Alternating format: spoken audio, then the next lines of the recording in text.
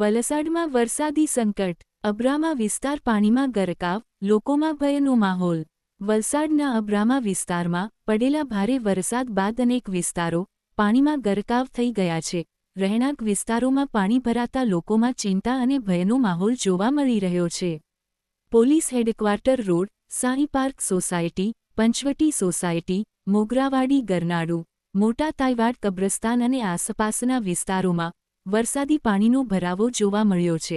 પાણી ભરાતા વાહનવ્યવહાર ખોરવાયો છે અને સ્થાનિકોને ભારે મુશ્કેલીઓનો સામનો કરવો પડી રહ્યો છે। હવે લોકોની માંગ છે કે તંત્ર તાત્કાલિક પાણીના નિકાલ માટે અસરકારક કાર્યવાહી કરે અને આવી પરિસ્થિતિ ફરી ન સર્જાય તે માટે કાયમી ઉકેલ લાવે। વલસાડમાં પડેલા વરસાદે શહેરના વિકાસના દાવાઓ પર પાણી ફેરવી દીધું છે। અબ્રામા વિસ્તારમાં અનેક સ્થળોએ વરસાદી પાણી ભરાતા લોકો ભારે હાલાકીનો સામનો કરી રહ્યા છે। સૌથી મોટો સવાલ એ છે કે લાખો રૂપિયાની પ્રિમોન્સૂન કામગીરી આખરે ક્યાં ગઈ।